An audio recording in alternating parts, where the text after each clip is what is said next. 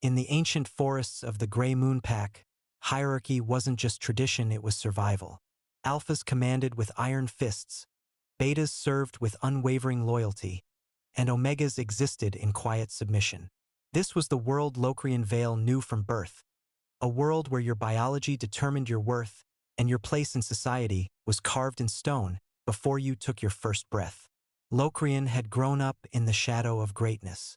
The Grey Moon Pack was prestigious, feared throughout the werewolf territories for their strength and unity.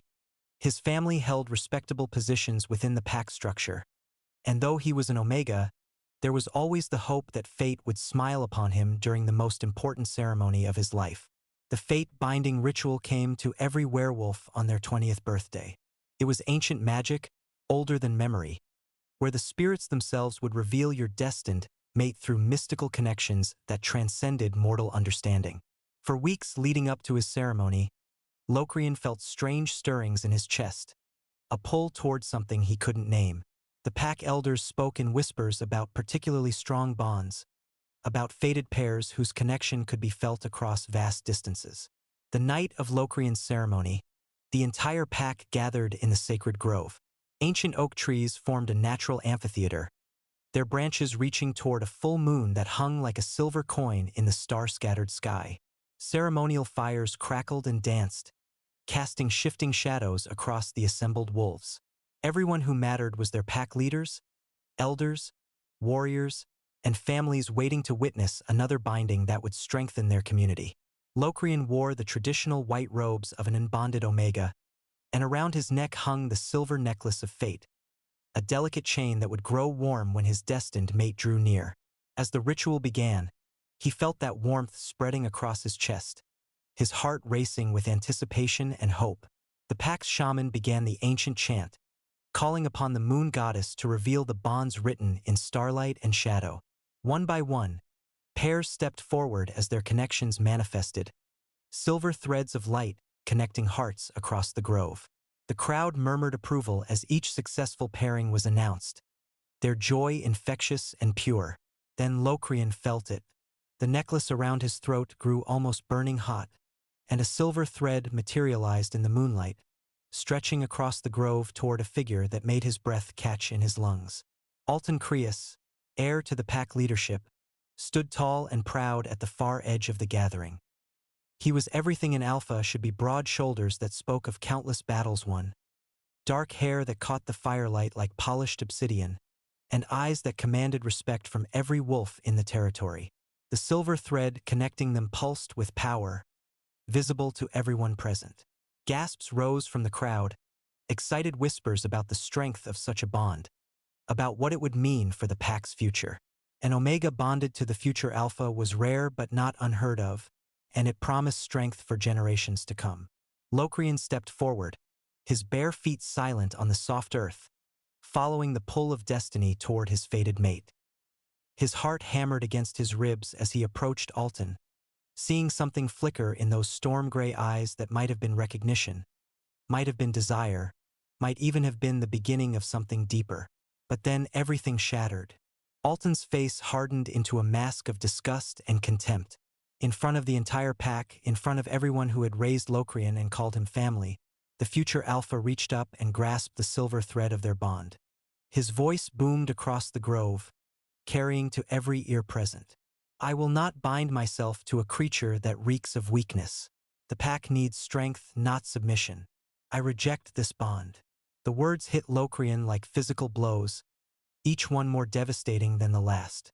Around them, the celebration fell silent as wolves stared in shock and growing horror. Rejection of a fated bond was almost unheard of, a violation of the natural order that left everyone uncertain how to respond. But Alton wasn't finished. With deliberate cruelty, he tore the silver thread apart with his bare hands and cast the broken pieces into the ceremonial fire. Then he stepped closer to Locrian, his alpha presence radiating dominance and disgust. Look at you, Alton snarled, loud enough for the entire pack to hear, trembling like a leaf in the wind. You are nothing but the scent of defeat, a stain on the proud blood of wolves. How dare the spirits mock me with such a pathetic excuse for a mate? The rejection sent waves of agony through Locrian's body, like someone had reached into his chest and torn out half his soul. The pain was indescribable, leaving jagged edges that burned with every breath. Through the haze of suffering, he could hear the shocked whispers of the pack, could feel their pity and embarrassment washing over him in waves that made everything worse. Alton reached out and grabbed the silver necklace from around Locrian's throat, yanking it hard enough to leave marks on his skin. He held it high for everyone to see before crushing it in his fist, the delicate metal crumpling like paper. "You are corrupted," Alton declared, his voice carrying absolute authority. "A shame to wolf blood everywhere. You bring dishonor to this pack by your very existence." With that final pronouncement, he shoved Locrian hard enough to send him stumbling backward, dirt staining his ceremonial robes as he hit the ground. The future Alpha turned his back and walked away, leaving his rejected mate broken and bleeding in the center of the sacred grove, while the rest of the ceremony continued around him as if nothing had happened. Locrian somehow managed to get to his feet and stumble away from the firelight, fading into the shadows at the edge of the grove. He stood there in the darkness, watching as other bonding pairs completed their ceremonies, watching as Alton accepted congratulations from pack elders who praised him for his strength and decisiveness. The days that followed were a nightmare of shame and isolation. Word of the rejection spread through the pack like wildfire, and everywhere Locrian went he felt the weight of judgment and pity. Pack members who had once treated him with respect now crossed the street to avoid him, their faces showing everything from disgust to embarrassment to fear that association with a rejected mate might bring them bad luck. The pack council met in emergency session to discuss what to do with him. An Omega without a mate, especially one who had been publicly rejected, was seen as unstable and potentially dangerous. The whispers grew louder with each passing day, questioning his place in the pack, his value to their community, his right to remain among them. His own family's response was perhaps the cruelest blow of all. His mother, who had once held him close and whispered stories of great loves and destined pairs, now refused to meet his eyes. When he approached her in the market square, hoping for comfort or at least understanding, she turned away as if he were a stranger. "You bring dishonor to our family name," she said quietly, her voice thick with disappointment. "Perhaps it would be better if you found somewhere else to make your home." His brothers, who had once included him in their activities and defended him from childhood bullies, now acted as if he had never existed. They walked past him without acknowledgement, their faces carefully neutral as they pretended not to see his pain. The final blow came when the pack leadership made their decision official. They stripped him of his family name first, declaring that he was no longer Locrian Vale of the Grey Moon Pack but simply Locrian, unaffiliated and unwanted. Then they came for his dwelling, the small cabin on the outskirts of pack territory that had been his sanctuary and safe space. He watched from a distance as they set it ablaze, the flames consuming everything he owned, every memory of the life he had built, every reminder of better days. The other Omegas who had once been his friends now hurried past without speaking, afraid that any connection to a rejected mate would mark them as undesirable to potential alphas. Some of the pack alphas were even worse than the silence. They mocked him openly as he walked through the territory, their cruel laughter following him like hunting dogs. "Maybe if you had been stronger," one of them called out as he passed the training grounds. "Maybe if you had shown some backbone instead of just standing there like a wounded deer, he might have kept you." But what was he supposed to have done? Forced Alton to accept a bond he clearly despised? Begged him to reconsider while the entire pack watched? The laws of fated mates were clear. Both parties had to willingly accept the bond. He couldn't make someone want him, couldn't force love from a heart that had already chosen hatred. After a week of this treatment, Locrian made the only choice he had left. In the dark hours before dawn, he gathered what few possessions remained to him and slipped away from pack territory. He headed for the Black Rock Mountains, a wild and dangerous place where exiles and outcasts went when they had nowhere else to turn. The mountains were harsh and unforgiving, their jagged peaks shrouded in perpetual mist and shadow. Strange creatures lived in the high altitudes, things that had once been human or wolf but had been changed by isolation and old magic. It should have been terrifying, but after what he had endured, The prospect of facing monsters seemed almost peaceful compared to the cruelty of his own kind. For days he wandered the treacherous paths, surviving on wild berries and stream water, sleeping in caves and under rocky overhangs when exhaustion finally overcame his need to keep moving. The physical hardships were nothing compared to the constant ache in his chest where his bond should have been, the phantom pain of a mate connection torn away before it could fully form. It was during his second week in the mountains that disaster struck. He had been following what looked like an old hunting trail, hoping it might lead to a settlement or at least better shelter, when he walked straight into a trap that had been carefully laid across the path. The net that fell over him was woven with silver threads that burned his skin and disrupted his ability to shift. Before he could cry out or struggle free, figures emerged from the rocks around him, armed men with hard faces and predatory smiles. "Well, well," their leader said, his voice carrying the accent of the southern territories. "What do we have here? A little lost wolf, all alone in the big scary mountains." They were metamorph hunters, Locrian realized with growing horror. Humans who specialized in capturing supernatural creatures for the illegal trade that thrived in the shadow markets of the civilized world.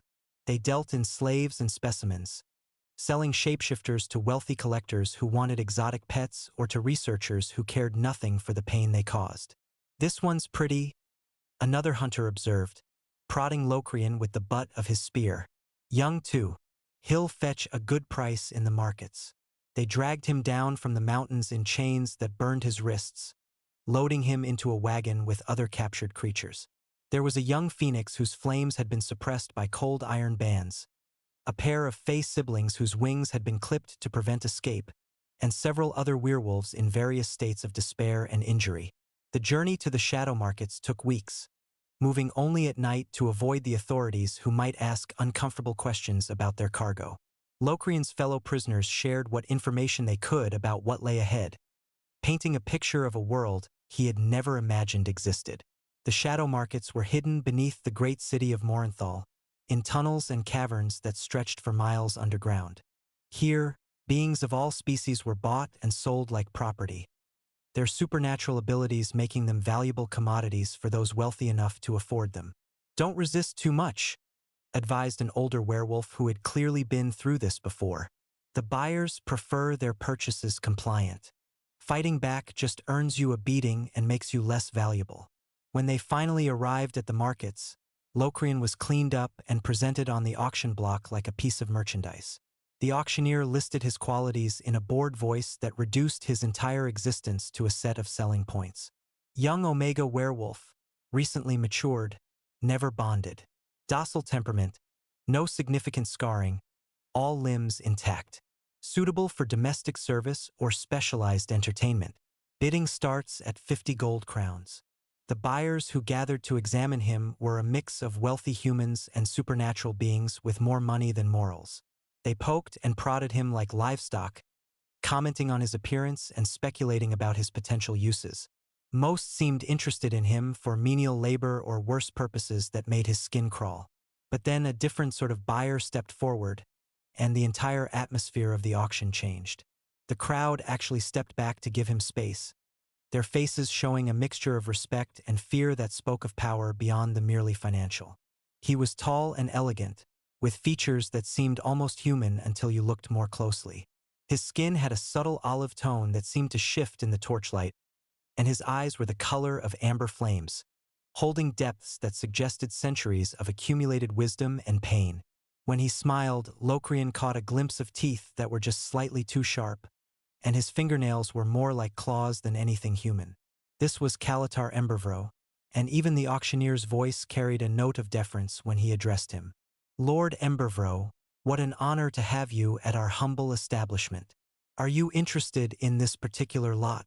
Kalatar studied Locrian with those flame-colored eyes, taking in everything from his posture to the way he held his head despite his circumstances.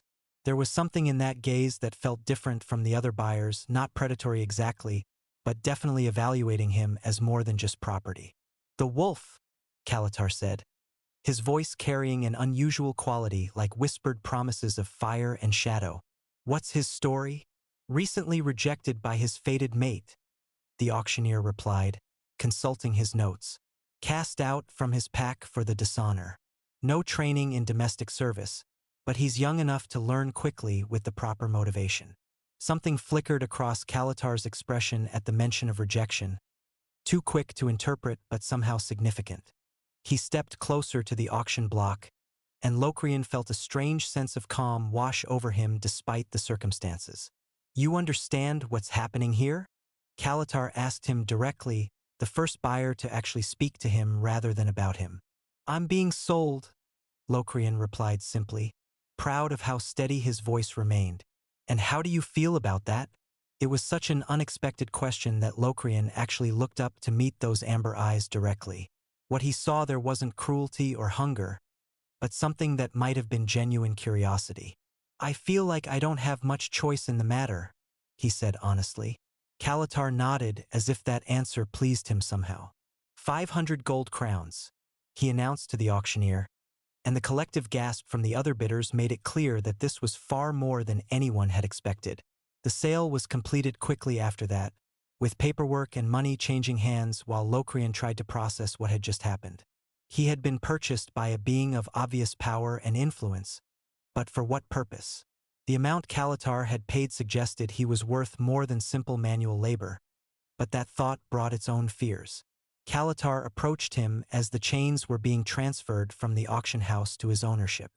Up close, his otherworldly nature was even more apparent, and Locrian realized he was looking at a demon of considerable age and power. "I am Kalatar Embervro," the demon said formally. "You belong to me now, which means you are under my protection as well as my authority. Do you understand the difference?" "I think so," Locrian replied, though he wasn't entirely sure he did. "Good. We have a long journey ahead of us." The journey to Kalatar's domain took them through landscapes that grew progressively stranger and more desolate. They traveled by magical means that defied normal geography, stepping through portals that connected distant locations and riding in a carriage pulled by creatures that looked like horses made of living shadow. As they traveled, Kalatar explained some of what lay ahead. He ruled over the wasteland region known as Morgantar, a place where the barriers between the mortal world and the demon realms were thin. His stronghold was a tower built from living obsidian, a structure that had grown from the earth itself through centuries of magical cultivation. "I have need of a quiet servant," Kalatar explained as they approached their destination.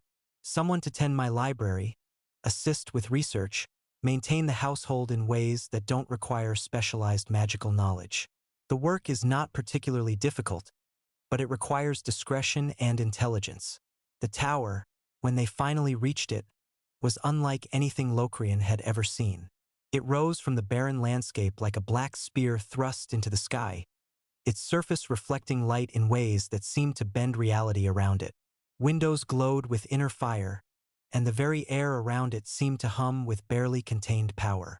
Inside, the tower was both magnificent and alien. The walls were lined with books in languages Locrian didn't recognize, shelves that stretched higher than seemed physically possible filled with scrolls and tomes and artifacts that radiated their own faint light, furniture that looked comfortable despite being carved from volcanic rock, and windows that showed views of places that definitely weren't visible from the outside. "Magic," Kalatar explained when he saw Locrian staring at a window that currently displayed what looked like a tropical beach. "The tower exists in several locations simultaneously. Convenient for my work, though it can be disorienting for newcomers." Locrian's quarters were on the third floor, a suite of rooms that included a bedroom, a small sitting area, and a workspace where he could carry out his assigned duties. They were simple but comfortable, and after weeks of sleeping in cages and cells, they felt like unimaginable luxury. "What exactly will my duties involve?" Locrian asked as Kalatar showed him around. "Translation primarily," the demon replied, gesturing to a table covered with scrolls and books.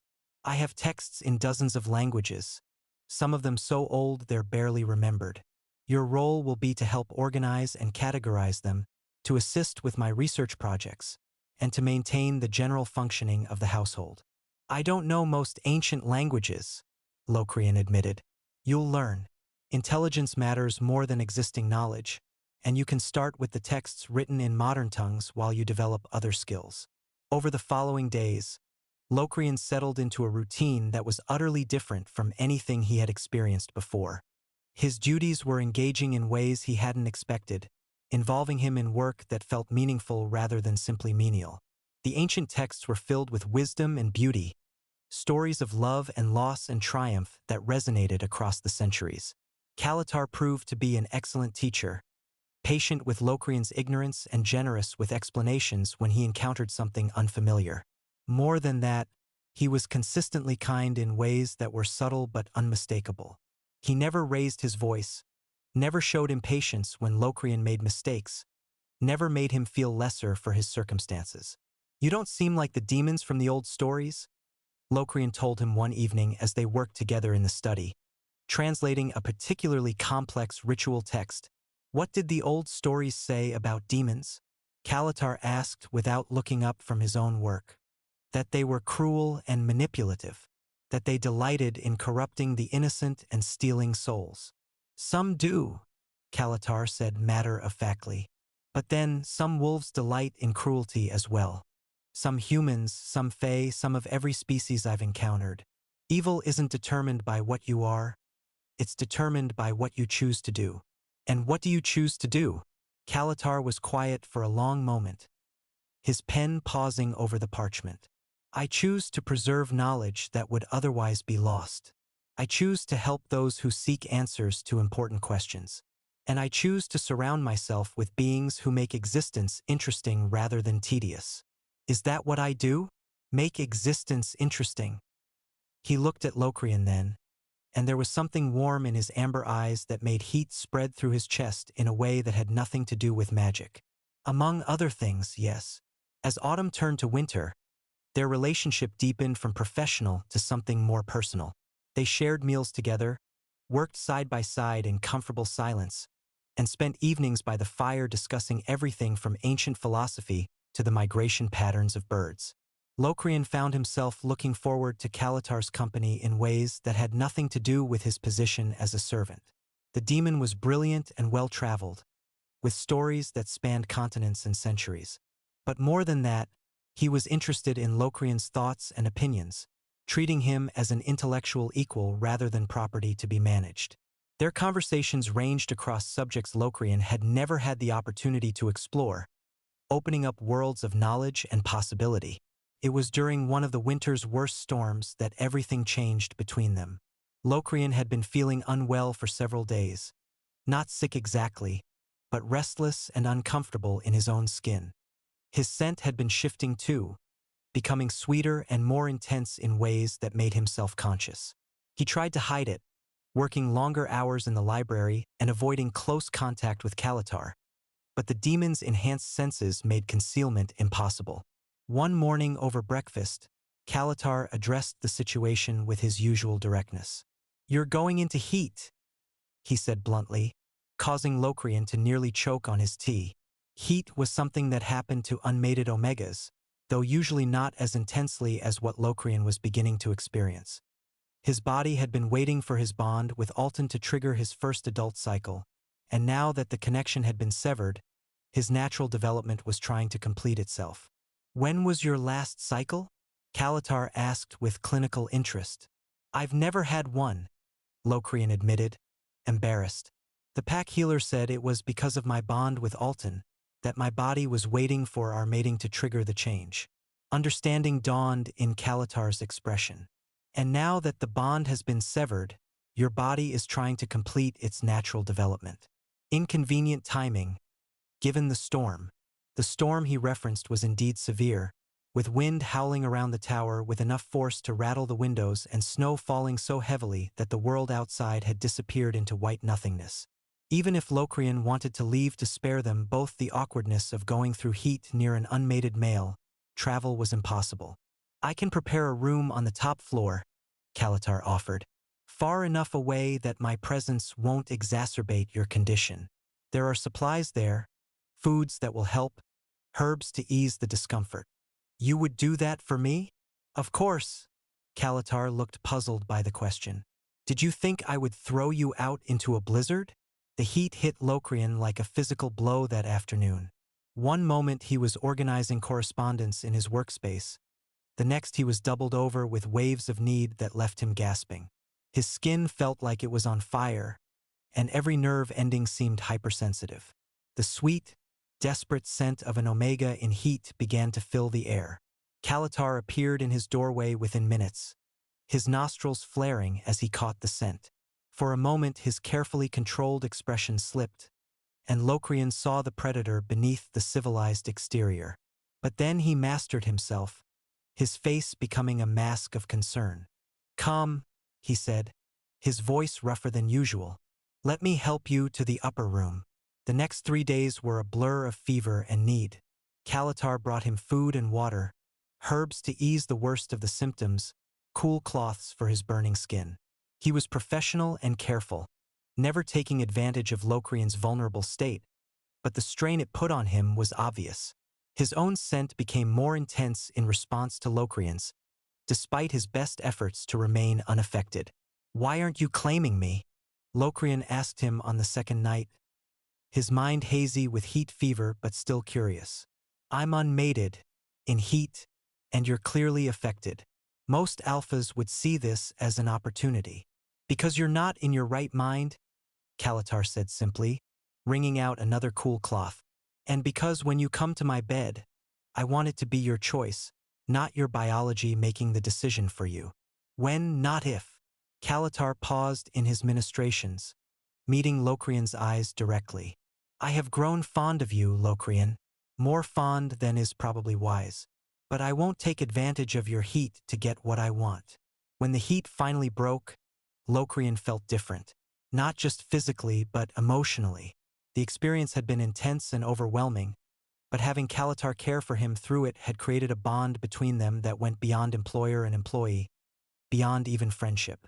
"Thank you," he told Kalatar as he finally emerged from the upper room, clean and dressed and feeling more like himself, "for taking care of me, for being honorable." "You don't need to thank me for basic decency," Kalatar replied, but Locrian could see the relief in his expression at having him back to normal. "How do you feel?" the demon asked.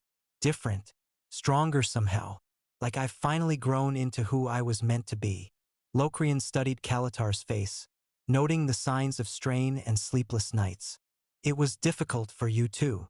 "Yes," Kalatar admitted, "but not unbearably so. I'm older than I look, Locrian. I have excellent self-control when I choose to exercise it. And if I asked you not to exercise it? If I told you that what I felt for you had nothing to do with heat and everything to do with the man you've shown yourself to be?" Kalatar went very still. "What are you saying?" "I'm saying that I care for you, that these months of working together, of getting to know you, have made me realize that what I had with Alton was nothing compared to what I could have with you." Locrian stepped closer, close enough to see the way Kalatar's pupils dilated at his nearness. "I'm saying that if you want me, I'm yours." The kiss Kalatar gave him was gentle at first, almost hesitant, as if he couldn't quite believe this was happening. But when Locrian responded eagerly, pressing closer and opening his mouth under his, Kalatar deepened it with a passion that made his knees weak. "Are you certain?" Kalatar asked against his lips. "I'm not human, Locrian. I'm not even mortal. A relationship with me would be complicated. I'm an exiled Omega with the ability to hear emotions," Locrian replied. "I think I can handle complicated." What followed was the most beautiful night of Locrian's life. Kalatar made love to him with a patience and skill that left him speechless, worshipping his body like it was something precious rather than just using it for his own pleasure. The demon whispered endearments against his skin, told him he was beautiful and desired and worthy of love exactly as he was. "Mine," Kalatar whispered against his throat as he moved within him, his voice rough with feeling. "My Omega, my heart, my choice." "Yours?"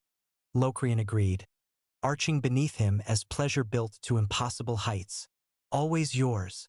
In the morning he woke in Kalatar's arms, feeling more complete than he ever had before. This wasn't the desperate pull of a fated bond, but something he had chosen freely, something that was his and Kalatar's alone. No regrets. Kalatar asked, his fingers tracing lazy patterns on Locrian's bare skin. None, Locrian said, meaning it completely. Only that it took us so long to get here. Kalatar pressed a kiss to the top of his head. I love you, Locrian. I know it's soon to say it, but I've lived long enough to recognize the real thing when I find it. I love you too, Locrian whispered, and felt the truth of it resonate through every fiber of his being. Their relationship transformed from that point forward. They were still employer and employee during working hours, but in private they were lovers and partners. Kalatar showed him wonders he had never imagined, other realms accessible through the tower's magic, artifacts that held the power of ancient civilizations, knowledge that had been lost to the world for centuries. But more than that, he showed Locrian that he was worthy of love exactly as he was. Not stronger, not different, not improved in any way, just himself with all his quietness and sensitivity and capacity for deep feeling. It was during the spring that they encountered their first addition to what would become their family. Locrian had been exploring the ruins of an old temple about an hour's walk from the tower when he heard crying. Following the sound, he found a small figure huddled in the shadow of a broken wall. The child was perhaps 8 or 9 years old, with cuts on his arms and terror in his dark eyes. He was unlike any being Locrian had seen before. His skin had a translucent quality to it, as if he were made partially of shadow, and when he moved, wisps of darkness seemed to follow him. But his tears were real enough, and the pain radiating from him was heartbreaking. Hey there, Locrian said softly, crouching down to the child's level. Are you hurt? The child looked up at him with eyes too old for his face. Are you going to hurt me too? He asked in a voice barely above a whisper. No, Locrian said firmly. I'm not going to hurt you. My name is Locrian. What's yours? Fenric, the child said after a moment of hesitation. I don't have a family name. I don't have a family at all. The story came out in fragments over the following hour. Fenric was half-human, half-shadow creature, the result of a union between a human woman and a being from the plane of shadows. His mother had died when he was very young, and he had been passed from relative to relative, none of whom wanted to care for a child who reminded them daily of otherworldly influence. The last family said I was cursed, Fenric explained, showing Locrian the fresh cuts on his arms. They said shadow children bring bad luck. They hurt me and told me to go away. Looking at this frightened, injured child, Locrian felt something fierce and protective awaken in his chest. Well, they were wrong, he said firmly. You're not cursed, and you don't bring bad luck. You're just different, and different doesn't mean wrong. You really think so? I know so. Come on. Let's get those cuts cleaned and see about getting you something to eat. He brought Fenric back to the tower, expecting to have to convince Kalatar to let him stay temporarily. But when he explained the situation, the demon's response surprised him. He can stay, Kalatar said immediately, kneeling down to examine Fenric's injuries with gentle hands. Shadow children are rare and often misunderstood. It would be a crime to let him suffer for something he had no control over. Really? Fenric looked between them with hope beginning to replace the fear in his eyes. I can stay here? If you want to, Locrian said. We can't offer you a traditional family, but we can offer you safety and care and people who won't hurt you for being different. That night, as they settled Fenric into a room near Locrian's, Kalatar pulled him aside. Are you certain about this? He asked quietly. Caring for a child is a significant responsibility. I'm certain, Locrian said without hesitation. Kalatar, I know what it's like to be rejected for things you can't help. I won't let that happen to him if I can prevent it. And what if his presence here attracts attention? Shadow creatures have enemies, and not all of them will be impressed by our good intentions. Then we'll protect him, Locrian said simply. All of us together. Kalatar studied his face for a long moment, then smiled. You continue to surprise me. My heart. Yes, well, we'll protect him. All of us together. Fenric brought light into their lives in ways Locrian hadn't expected. His initial fear gradually gave way to curiosity and then to genuine joy as he realized that they truly meant to keep him safe. He was incredibly intelligent, absorbing knowledge like a sponge and asking questions that kept both Kalatar and Locrian on their toes. Why do people fear shadow creatures? He asked one evening as the three of them sat by the fire, Kalatar reading aloud from a book of fairy tales. Because they don't understand them, Kalatar explained patiently. Shadow creatures have abilities that seem strange to those who live entirely in the light. Some people fear anything they don't understand. But you're not afraid of me?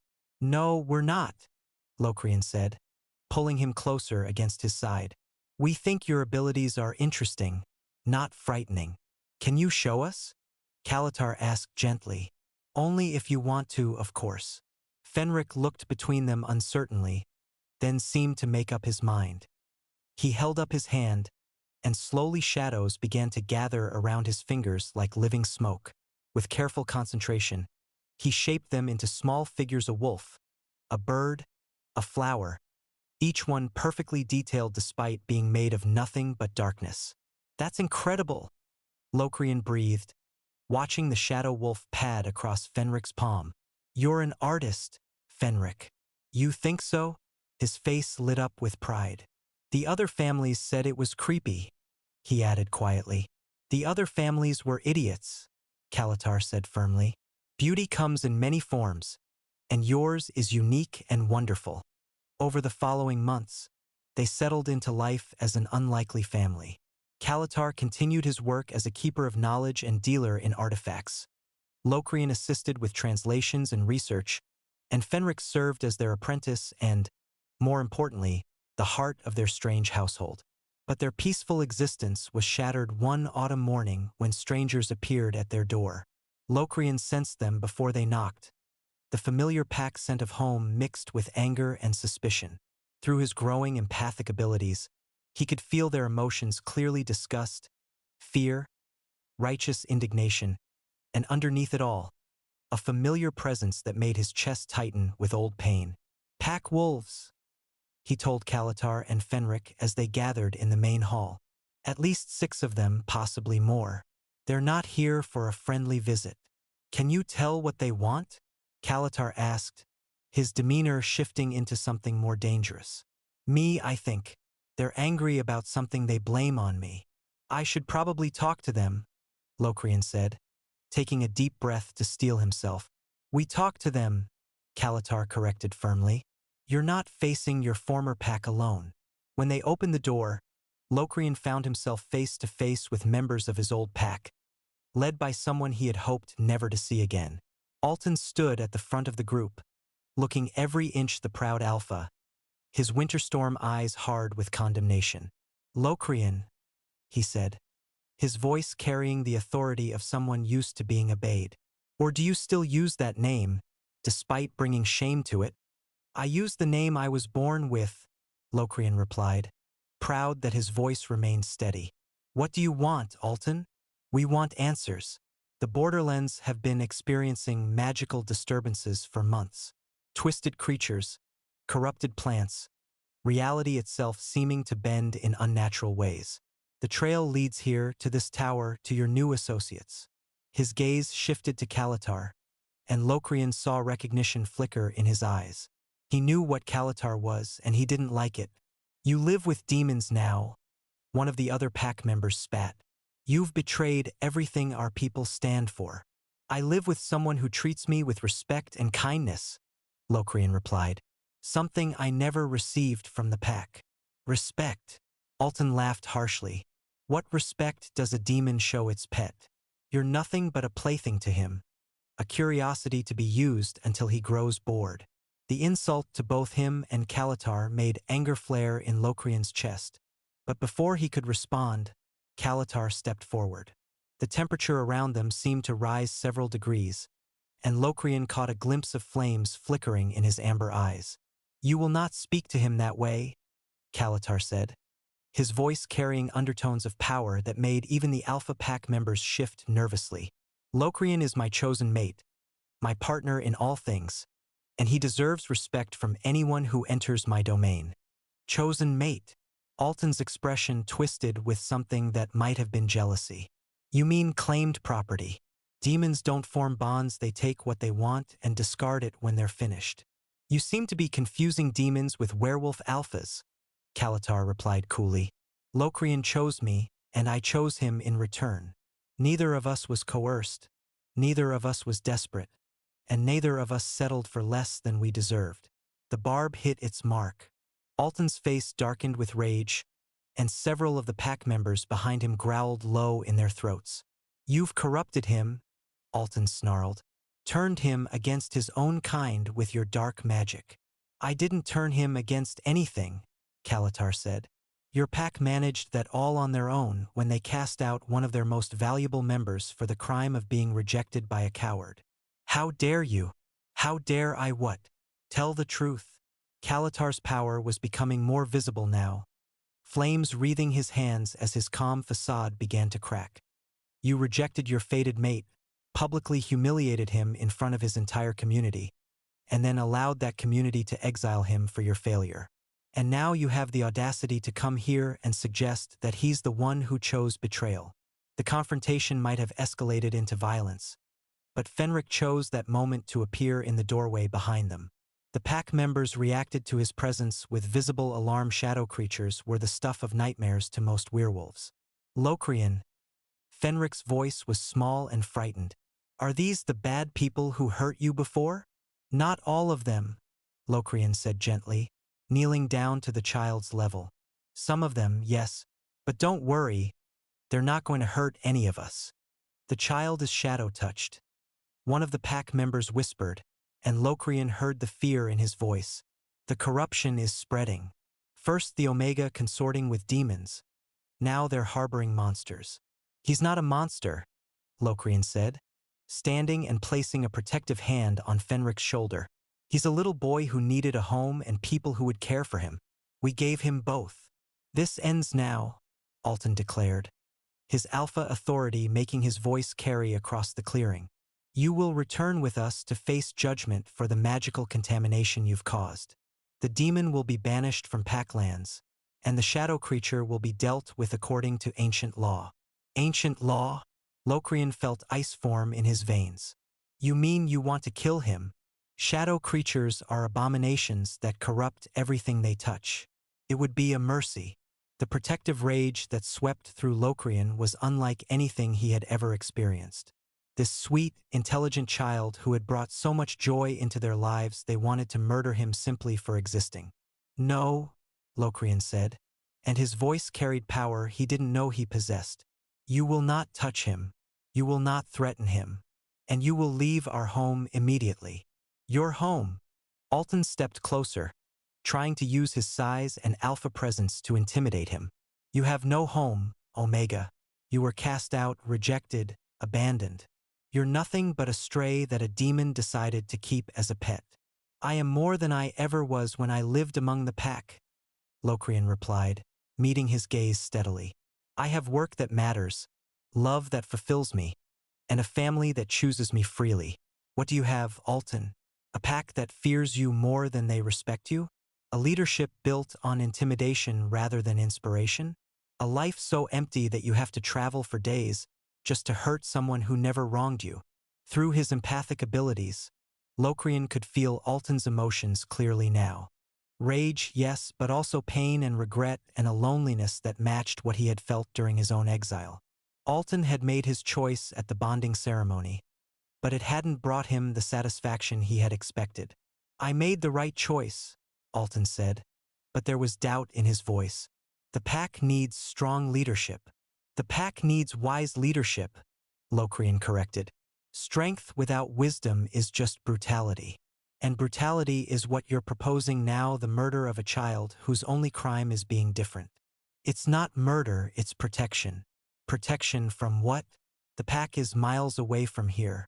Fenric has never set foot on Packlands, has never threatened anyone, has never done anything but try to survive in a world that hates him for circumstances beyond his control. Locrian stepped forward, no longer the timid Omega who had been broken by rejection. You want to kill him because his existence makes you uncomfortable. That's not protection, that's cowardice. The words hit Alton like physical blows, and Locrian saw him flinch. Around them, The other pack members were shifting nervously, clearly uncomfortable with the direction the confrontation was taking.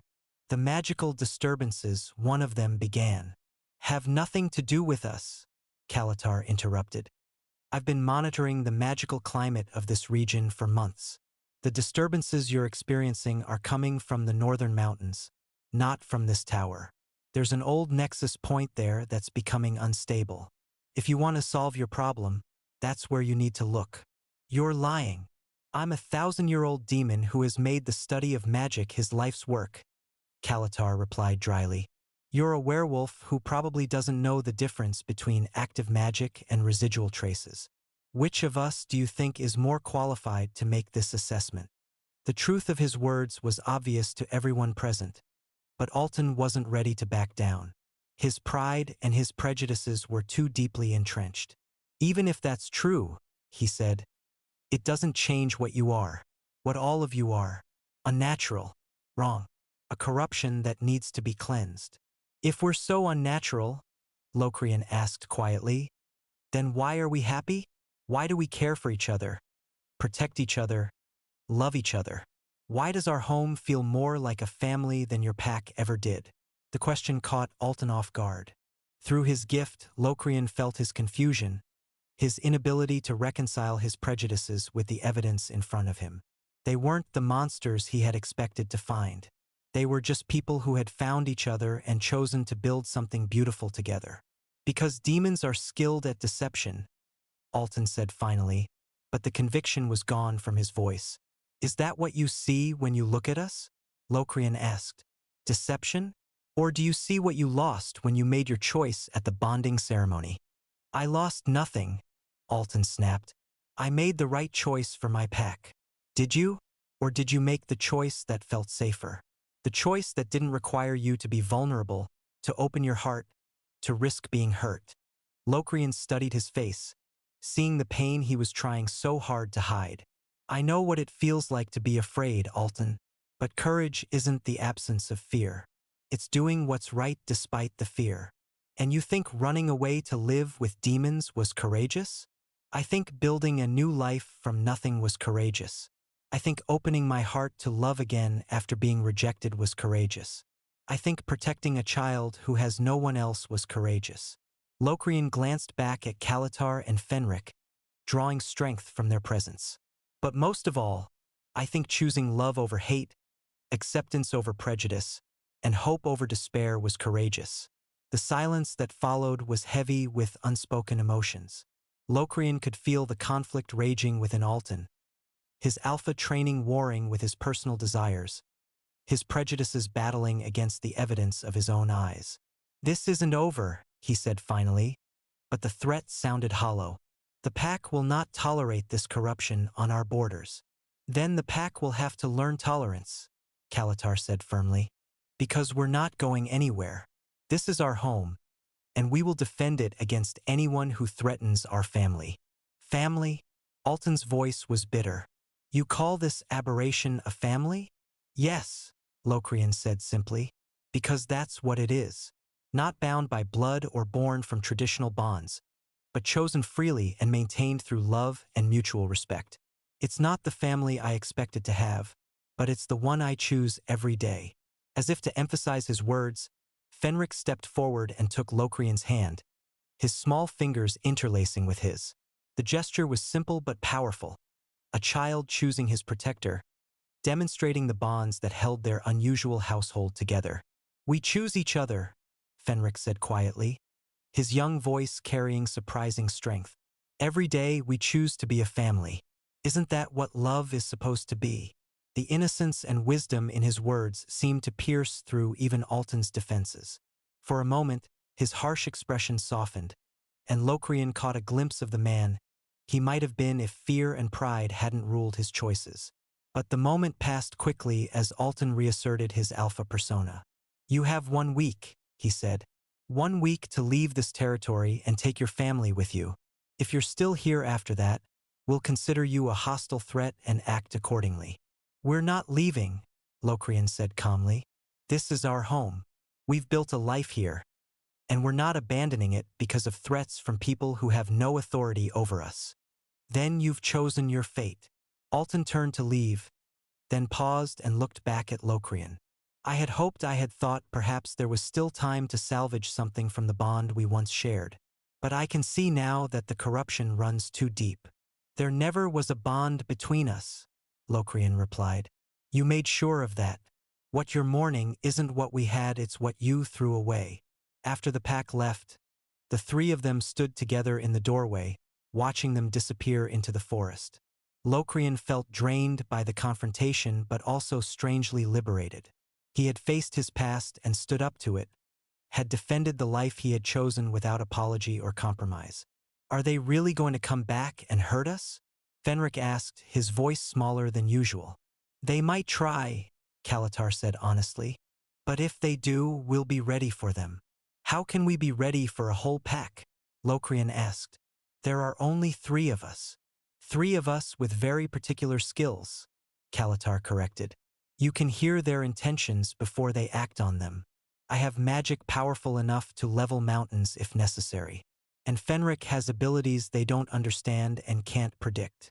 You really think we can defend ourselves?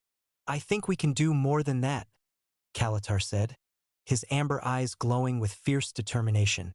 I think we can show them that different doesn't mean wrong, that chosen families can be just as strong as blood families, and that love is more powerful than hate. And if we can't convince them, then we protect what matters most to us, he said simply. By any means necessary. The week that followed was tense but productive. Kalatar began teaching both Fenric and Locrian defensive magic, skills that could help them protect themselves and each other if violence became unavoidable. Locrian worked on expanding his empathic abilities, learning to project emotions as well as read them, while Fenric practiced controlling his shadow abilities with increasing sophistication. But more than preparing for conflict, they used the time to strengthen the bonds between them. They talked about what their family meant to each of them, what they were willing to sacrifice to protect it, and what kind of future they wanted to build together. I've never had a real family before, Fenric told them one evening as they sat together by the fire. Not one that wanted me around. I thought there was something wrong with me. There's nothing wrong with you, Locrian assured him. You're exactly who you're supposed to be. Even if I'm different, especially because you're different, Kalatar said. Difference is what makes life interesting. Conformity is overrated. Is that why you chose Locrian? Fenric asked with the directness that only children possessed. Because he's different? Kalatar looked at Locrian, his expression soft with affection. I chose Locrian because he's kind and intelligent and brave. Because he sees beauty where others see only strangeness. Because he makes me want to be better than I am. He reached over and took Locrian's hand. And yes, because he's different from anyone I've ever known. And you chose him too, right, Locrian? Even though people said it was wrong.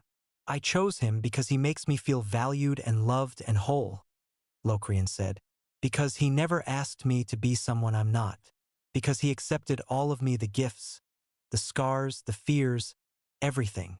That's what real love is supposed to be like, Fenric said with the wisdom of someone far older than his years. Accepting all the pieces, even the weird ones. The pack returned on the 8th day, just as dawn was breaking over the forest. But this time they didn't come alone. Locrian sensed them long before they became visible dozens of wolves. Far more than had come the first time. Through his gift, he could hear their emotions, determination, fear, anger, and underneath it all, the kind of righteous certainty that made people capable of terrible things. They've brought the entire pack, Locrian told Kalatar and Fenric as they prepared for the confrontation. This isn't a negotiation anymore. They're here for war.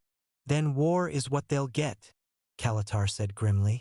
His usual calm demeanor had been replaced by something far more dangerous, and flames danced around his fingers as he spoke. I won't let them hurt our family. When the pack emerged from the tree line, Locrian was stunned by their numbers. Nearly 50 wolves in human form, armed with traditional weapons and arranged in fighting formation. At their head walked Alton, his face set in lines of grim determination. You were given a chance to leave peacefully, he called out as they approached the tower. You chose to stay. Now you face the consequences. The consequences of what? Locrian called back. Of finding happiness? Of building a family?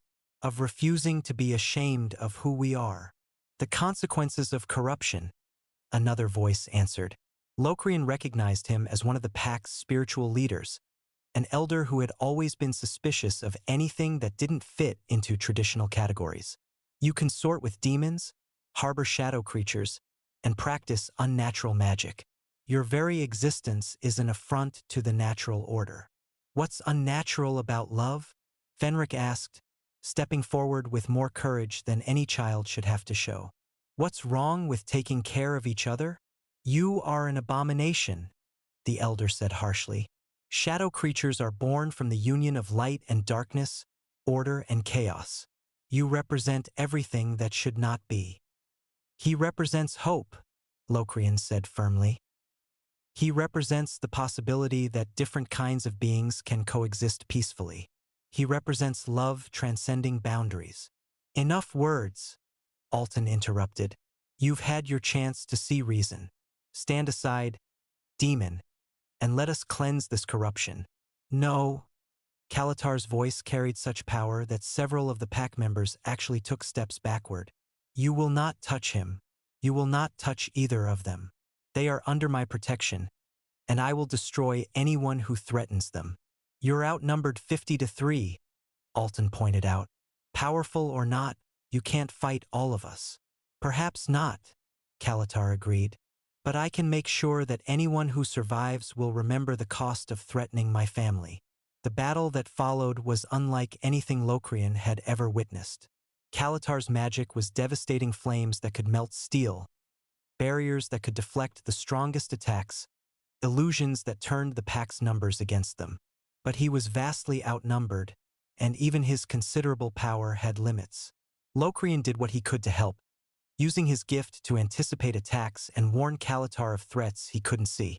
Fenric contributed too, using his shadow abilities to confuse and disorient their attackers. But they were still just 3 against 50, and gradually, inevitably, they began to be overwhelmed. It was when one of the pack members broke through their defenses and lunged toward Fenric with a silver blade that something inside Locrian snapped. The protective rage that had been building throughout the fight suddenly exploded outward, and he felt power flow through him like nothing he had ever experienced. His empathic gift, which had always been passive, suddenly became active. Instead of just hearing emotions, he began projecting them waves of fear, confusion, and despair that struck the attacking wolves like physical blows. Several of them dropped their weapons and fled. Others fell to their knees, overwhelmed by the sudden onslaught of foreign emotions. Stop, Locrian commanded, and his voice carried power that made even Alton pause mid-attack. This ends now. Locrian, Kalatar looked at him with amazement. How are you doing this? I don't know, Locrian admitted, but I can feel all of them, their fears, their doubts, their secret shames, and I can make them feel what I felt, what we've all felt. He turned his attention to the pack, projecting the emotions he had experienced during his exile, the loneliness, the rejection, the despair of being cast out by those who should have cared for him. One by one, the wolves began to lower their weapons as they experienced firsthand what their actions had caused. This is what you did to me, Locrian said, his voice carrying to every member of the pack. This is what your prejudice and fear created. This is the pain you caused because you couldn't accept someone who was different. But he didn't stop there. He also projected the joy he had found with Kalatar and Fenric, the warmth of acceptance, the security of unconditional love, the happiness of being valued for who he truly was. He let them feel what it was like to be part of a family that chose each other daily, that supported each other through difficulties, that celebrated each other's differences instead of fearing them. And this is what you could have, he continued. This is what love looks like when it's not constrained by tradition or prejudice. This is what family feels like when it's built on acceptance rather than conformity. The effect on the pack was profound. Many of them were weeping openly, overwhelmed by the intensity of the emotions Locrian was sharing. Others looked around with new understanding, seeing their companions not as part of a unified force, but as individuals with their own fears and desires. But Alton, whether through alpha stubbornness or genuine resistance to Locrian's power, remained standing. "Enough," he snarled, raising his weapon. "I won't be swayed by demon magic and omega manipulation." "This isn't magic," Locrian said sadly. "This is truth. This is what you threw away when you rejected our bond. This is what you've been missing all these years." "I chose strength over weakness," Alton insisted. "I chose the good of the pack over personal desire." "You chose fear over love," Locrian corrected. "And fear has made you into something your pack doesn't even recognize anymore." To prove his point, he projected Alton's emotions outward, letting the other pack members feel what was really driving their alpha. Not noble dedication to duty, but terror of vulnerability, fear of being seen as weak, and a loneliness so profound it was like a physical wound. The reaction was immediate and devastating. Several pack members stepped away from Alton, their expressions shifting from loyalty to pity. Others began to question out loud whether following him into this fight had been the right choice. "You see," Locrian said gently, "he's not the strong leader you think he is. He's a frightened man who has spent so long hiding his fears that he's forgotten how to be anything else." "Stop," Alton whispered, and for the first time since Locrian had known him, his voice broke. "Please, just stop." Locrian could have continued. He could have destroyed Alton completely, laid bare every secret shame and hidden weakness until he was broken beyond repair. But as he looked at him, really looked at him, he saw not the alpha who had rejected him, but a man who had been trapped by his own fears for so long that he had forgotten what it felt like to be free. "I forgive you," Locrian said quietly, and he meant it. "I forgive you for the rejection, for the pain, for trying to destroy the happiness I found after you threw me away. But I won't let you hurt my family." The power he had been wielding gradually subsided, leaving him exhausted but strangely at peace. Around them, the members of the pack were picking themselves up, looking around with the confused expressions of people waking from a shared dream. "The corruption they spoke of," one of them said slowly. "I don't see it. I see love. Real love, freely given and freely received. Maybe we were wrong. Maybe different doesn't always mean dangerous," another added. Alton looked around at his pack, his followers who were now questioning everything he had taught them, and Locrian saw something break inside him. Not his spirit, but the rigid control that had been strangling his heart for so long. "I was wrong," he said, his voice barely audible. "About all of it. About you, about what strength really means, about what the pack needs." He looked directly at Locrian. "I was a coward, and I made you pay for my cowardice." "You were afraid," Locrian said. "There's a difference." "Is there? I hurt you because I was too scared to admit that I loved you. I led my pack here to hurt your family because I was too proud to admit that I had made a mistake." He dropped his weapon and fell to his knees. "I have no right to ask, but can you ever forgive me?"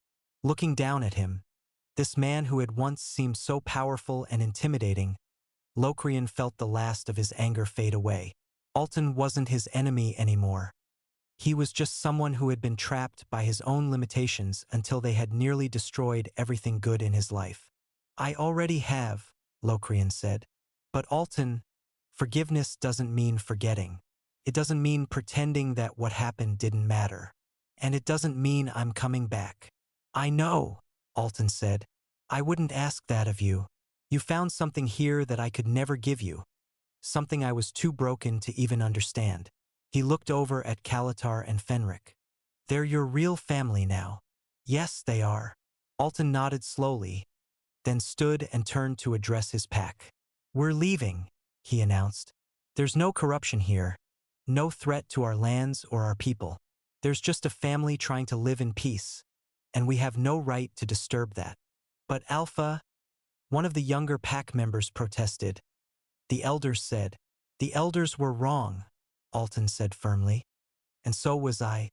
We came here looking for monsters and found only love. That should tell us something about our own hearts." As the pack began to disperse, preparing to return to their own territory, Alton approached Locrian one last time. "I want you to know," he said quietly. That seeing you happy, it means everything to me. I destroyed our bond because I thought it would make me stronger, but all it did was make me empty. You deserve the love you found here. You deserve love too, Locrian told him. Real love, with someone who sees all of you and chooses you anyway. But you'll never find it until you stop being afraid of your own heart. Maybe someday, Alton said with a sad smile. But for now, I need to learn how to be the kind of leader my pack actually needs, not the kind I thought they wanted. After the pack was gone, the three of them stood together in the clearing around their tower, processing what had just happened. The confrontation that they had feared would destroy them had instead revealed strengths they didn't know they possessed and confirmed the depth of the bonds between them. That was incredible, Fenric said, his eyes shining with admiration. Locrian, I didn't know you could do that with your gift. Neither did I, Locrian admitted. I think it was something that only became possible because I had something worth protecting. The power of love, Kalatar said, wrapping his arms around both Fenric and Locrian. It's the oldest magic in existence, and often the strongest. Are they really gone for good? Fenric asked. Or will they change their minds and come back? I don't think they'll be back, Locrian said. But even if they are, we'll be ready. We're stronger together than any of us are alone. Speaking of being together, Kalatar said, his tone becoming more formal, there's something I've been wanting to discuss with both of you.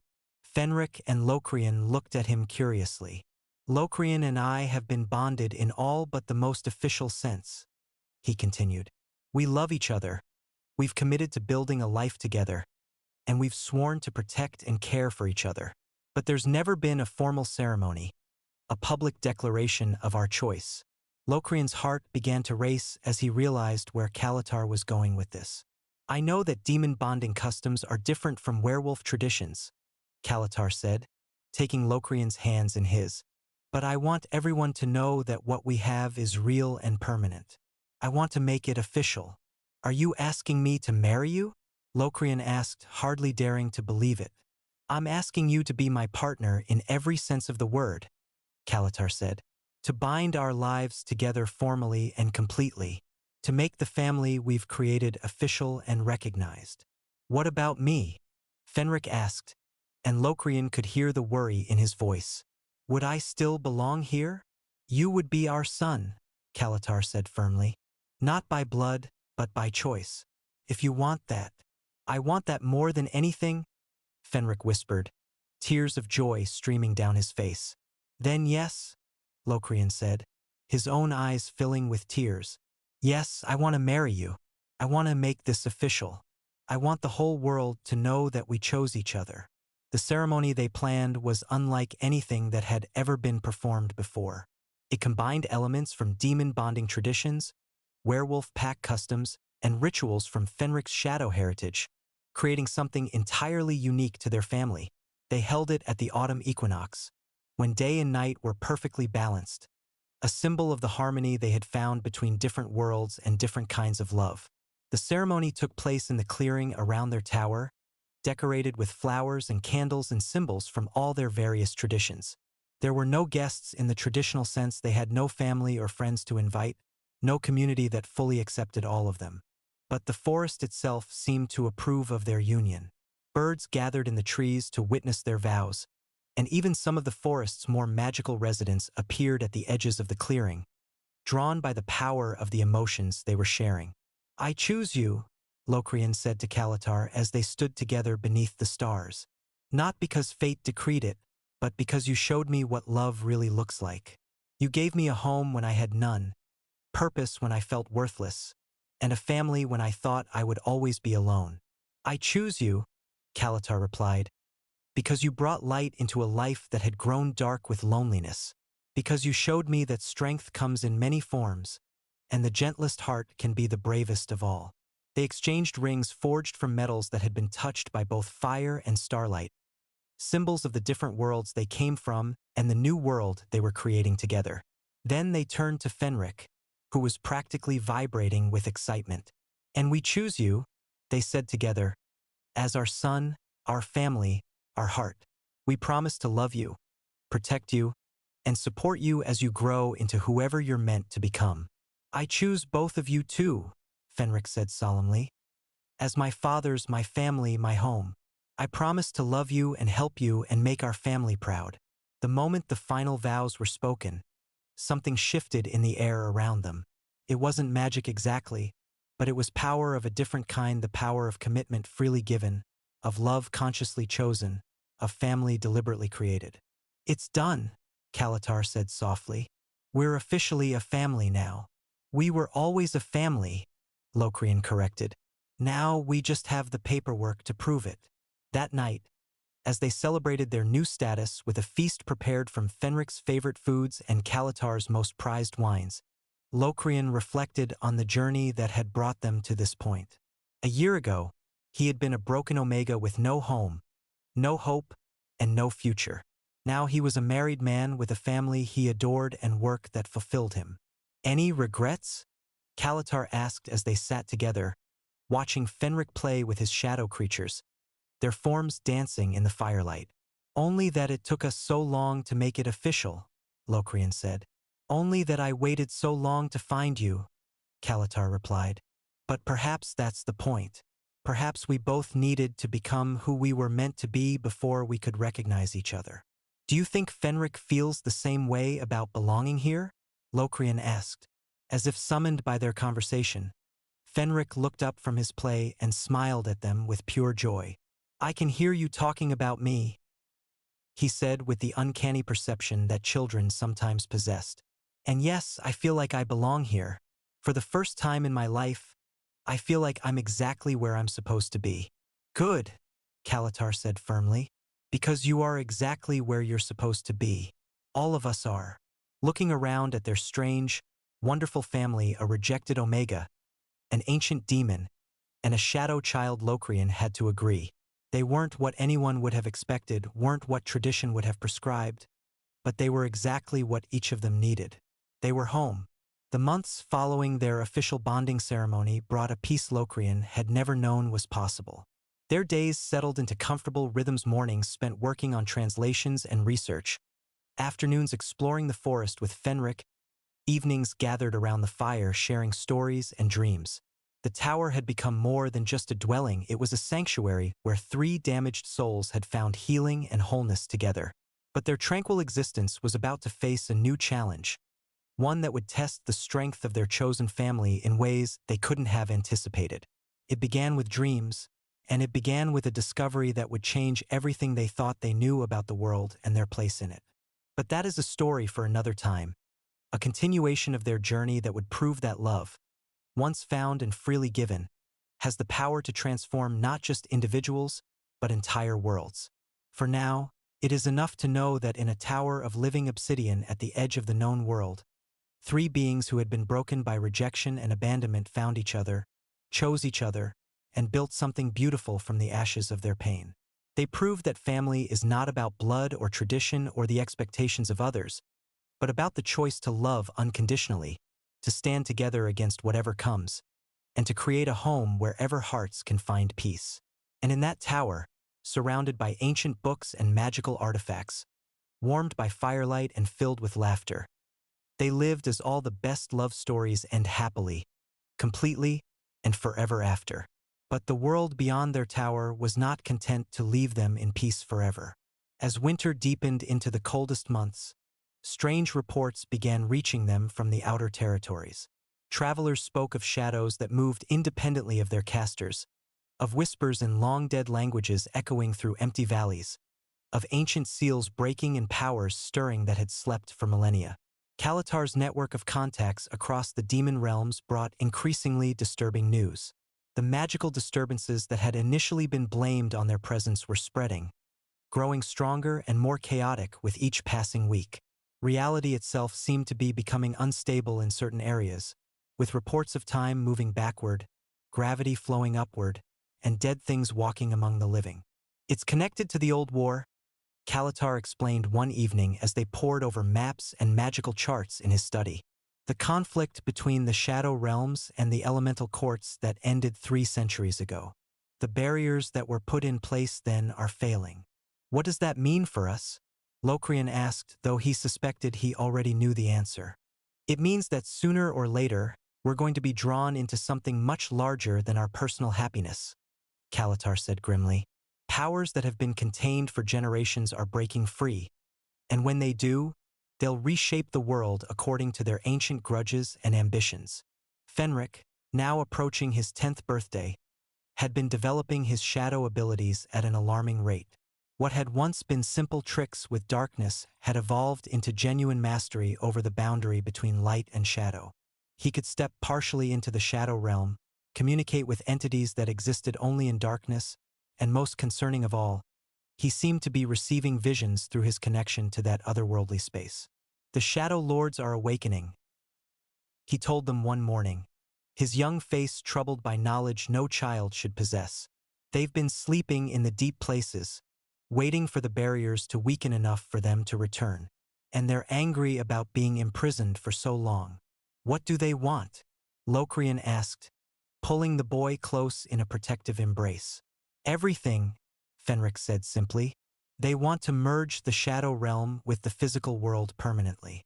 No more barriers, no more restrictions, no more hiding in the spaces between spaces. They want a world where shadow is as real and solid as sunlight. The implications were staggering. If the Shadow Lords succeeded in their plans, the careful balance between realms that had maintained stability for centuries would be destroyed. The physical world would become a place where nightmare creatures could manifest at will, where the laws of nature bent to the whims of beings that existed outside normal reality. But their personal concerns took precedence when Fenric began showing signs of strain from his increasing connection to the Shadow Realm. He started having episodes where he would partially fade from view, becoming translucent and difficult to focus on. During these times, he seemed to be existing in multiple places simultaneously, carrying on conversations with invisible entities and responding to stimuli that only he could perceive. It's the awakening Shadow Lords, Kalatar diagnosed after examining the boy with his most sensitive magical instruments.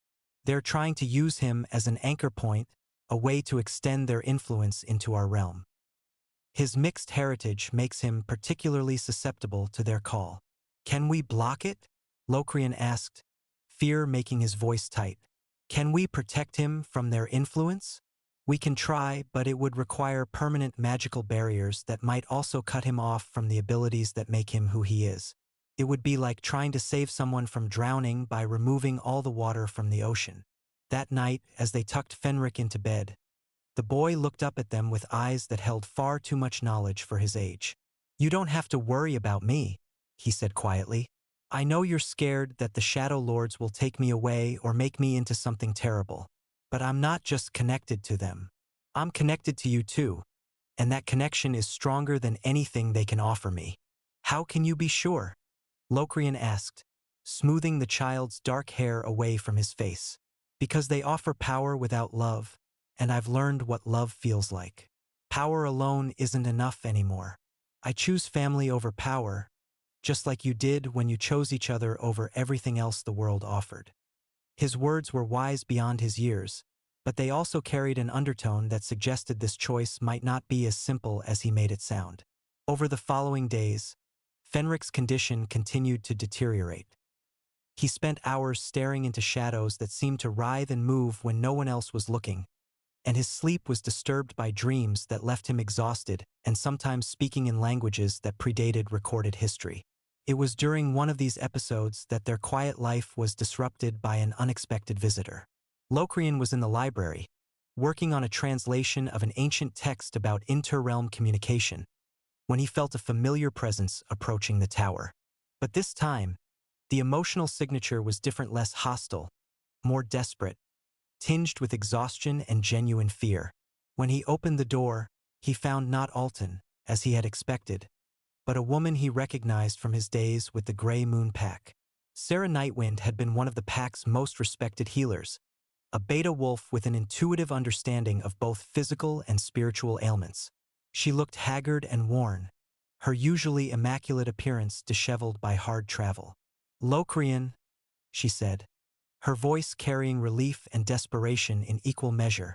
Thank the moon goddess I found you. I need your help, and I think you might need mine as well. Sarah, he said, stepping aside to let her enter. "What are you doing here? What's happened?" "It's spreading," she said without preamble. "The shadow sickness. It started in the northern territories and it's moving south like a plague. Wolves are falling into that strange sleep, the one where their bodies remain but their minds are elsewhere. But now it's not just wolves. Humans, fae, even some of the elemental creatures are being affected." She paused to catch her breath, and Locrian could see the fear in her eyes.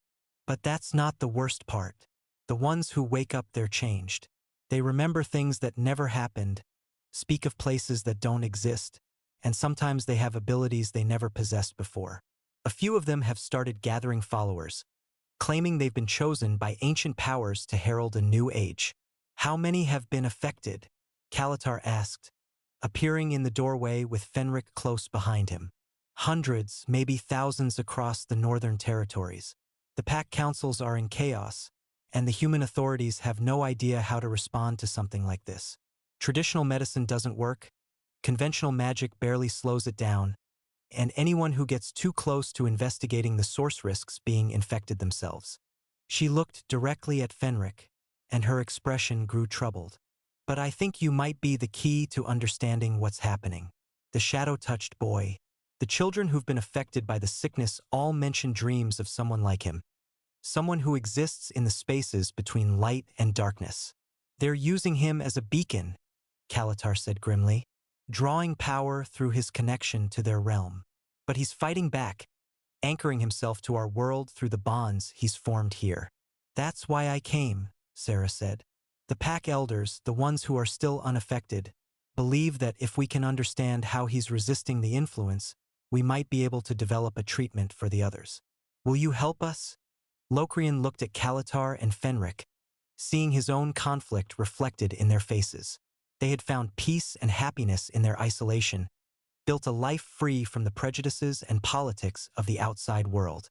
But they also couldn't ignore the suffering of innocent people, especially children who were being used as pawns in a conflict they didn't understand. "What would helping involve?" Locrian asked carefully. "Travel to the affected areas, examine the victims, let Fenric interact with them under controlled circumstances to see if his resistance is something that can be shared or taught. It would be dangerous, and it would mean leaving your sanctuary here. It would also mean putting Fenric at risk," Kalatar pointed out, "exposing him to more of the influence he's already struggling to resist."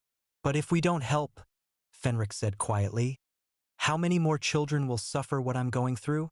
How many families will be broken apart because no one understands what's happening to their loved ones?"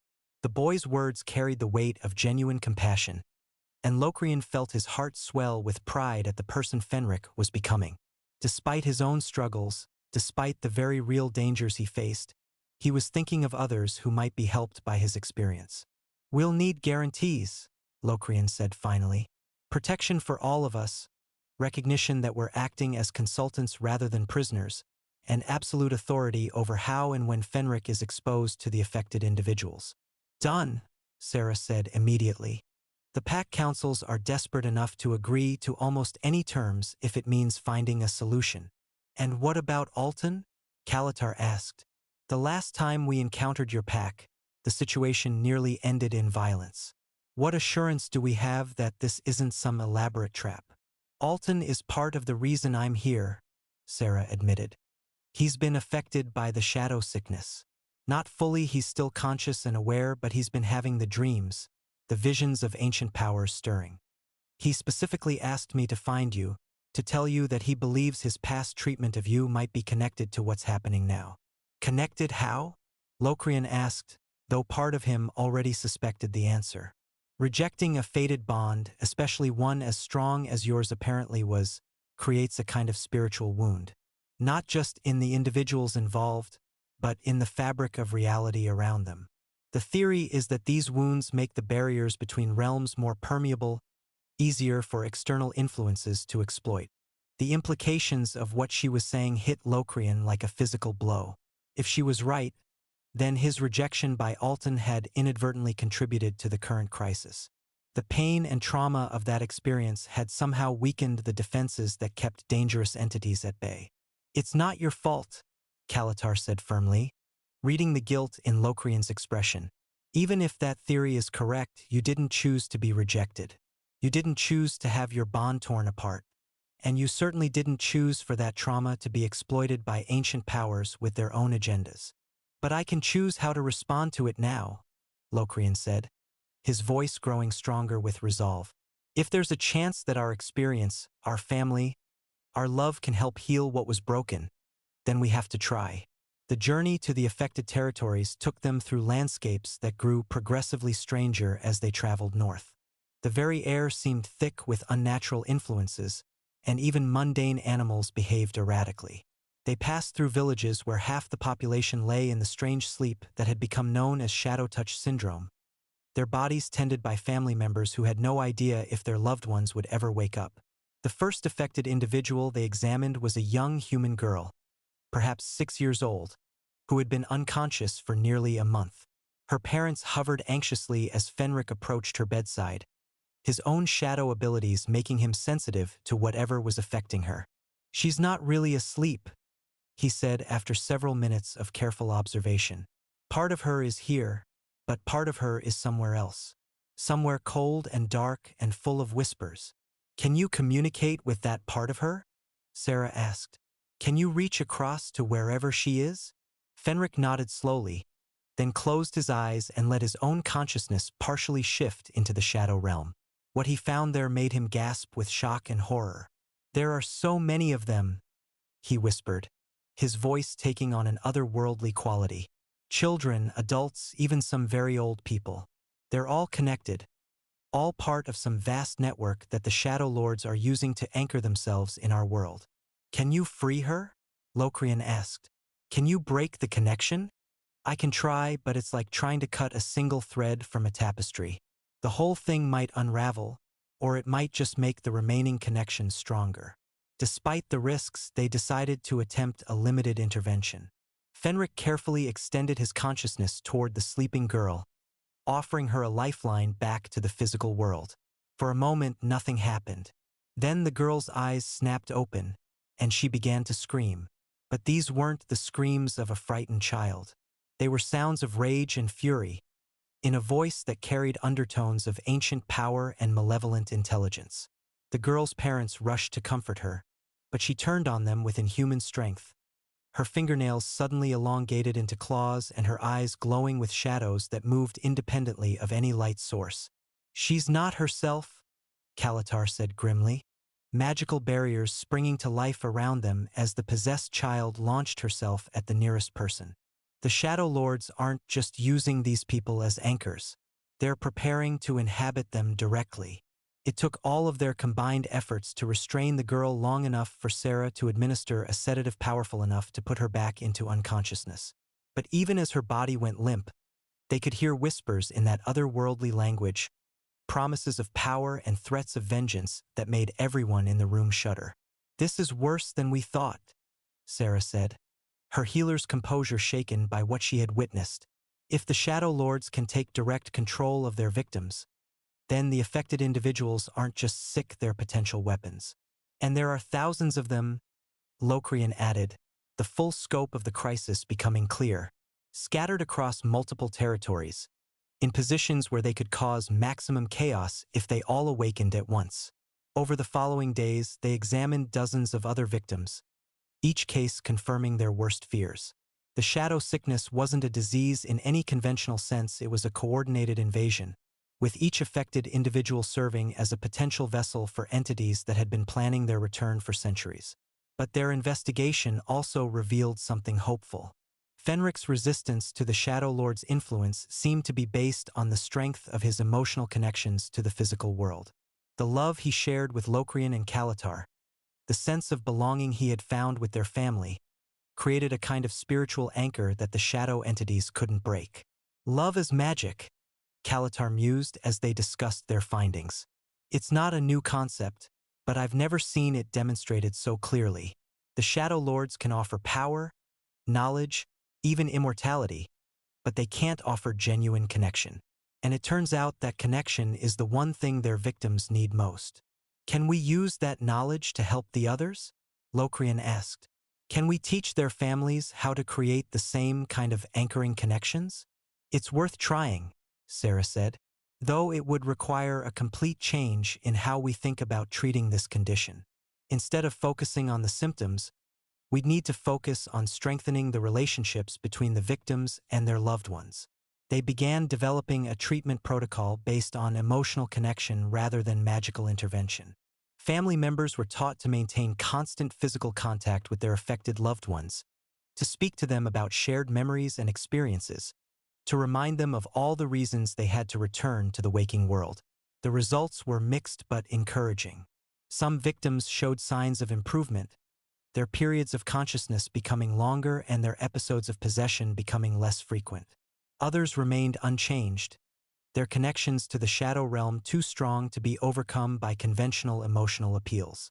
But it was during their work with a particularly severe case that they made a discovery that changed everything. The victim was a middle-aged werewolf alpha who had been unconscious for over 2 months. His mate had maintained a vigil beside his bed, speaking to him constantly about their life together, their children, their hopes for the future. When Fenric examined the alpha's spiritual condition, he found something unexpected. The man's connection to the shadow realm wasn't just feeding the Shadow Lord's power, it was also carrying information back to them about the physical world. Every memory, every relationship, every piece of knowledge the victims possessed was being harvested and analyzed by the ancient entities. They're not just planning an invasion, Fenric said, his voice tight with fear. They're conducting reconnaissance, learning everything they can about our world, our weaknesses, our most important people and places. When they finally make their move, they'll know exactly how to cause maximum damage. The implications were staggering. The Shadow Lords weren't simply trying to break through the barriers between realms, they were preparing for a calculated conquest of the physical world.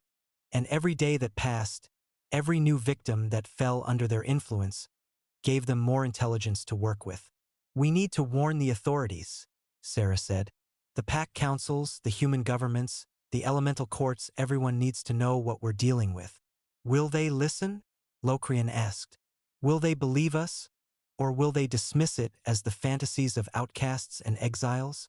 They'll listen when they see the evidence, Kalatar said grimly. But by then it might be too late to organize an effective response. It was Fenric who provided the solution, though it came at a cost none of them were prepared for. I can disrupt their network, he said quietly. My connection to the shadow realm goes both ways. If I can get close enough to one of their primary anchor points, I can introduce enough chaos into their system to break their hold on the victims. Absolutely not, Locrian said immediately. It's too dangerous. You're just a child, and you're already struggling to resist their influence. I'm not just a child, Fenric replied with a maturity that was both heartbreaking and inspiring. I'm someone who exists between worlds, someone who can go places that others can't. And I'm someone who has a family worth fighting for. The debate that followed was intense and emotional. Locrian and Kalatar were united in their opposition to putting Fenric at such risk, while Sarah and the other healers argued that the potential benefits outweighed the dangers. But it was Fenric himself who ended the argument with a simple statement that cut through all the theoretical discussions. If I don't do this, they'll eventually take me anyway. The Shadow Lords are getting stronger every day, and my resistance is getting weaker. At least this way, I'll have some control over what happens to me. The truth of his words was undeniable. Despite all their efforts to protect him, Fenric's connection to the Shadow Realm was deepening with each passing day. The episodes where he partially faded from view were becoming more frequent, and sometimes he would disappear entirely for minutes at a time before snapping back to full visibility. If we're going to do this, Kalatar said finally, we do it on our terms. Full magical protection, multiple escape routes, and the absolute minimum exposure necessary to accomplish the goal. And we all go together, Locrian added. Whatever happens, we face it as a family. The primary anchor point they had identified was located in the ruins of an ancient battlefield, a place where the barriers between realms had been weakened by centuries of violence and bloodshed. The Shadow Lords had established a kind of spiritual beachhead there, using the residual negative energy to amplify their influence across the surrounding territories. As they approached the site, the very air around them seemed to thicken with malevolent presence. Shadows moved independently of their sources. Whispers in dead languages echoed from empty spaces, and the temperature dropped dramatically despite the bright afternoon sun. "Stay close," Kalatar warned, his magical defenses already active and blazing around them like invisible fire. "Don't trust anything you see or hear. The Shadow Lords are masters of illusion, and they'll use every trick they know to separate us from each other." The battlefield itself was a nightmare landscape of twisted metal and broken stone, where weapons from long-ago conflicts still lay scattered among the remains of those who had wielded them. But it was the massive structure at the center of the field that commanded their attention, a temple of living shadow that seemed to shift and change even as they watched. "That's where they're anchored," Fenric said, his voice barely above a whisper. "That's where all the connections lead." As they approached the temple, figures began to emerge from the shadows around them. They were the victims of the shadow sickness, but transformed by their possession into something no longer entirely human.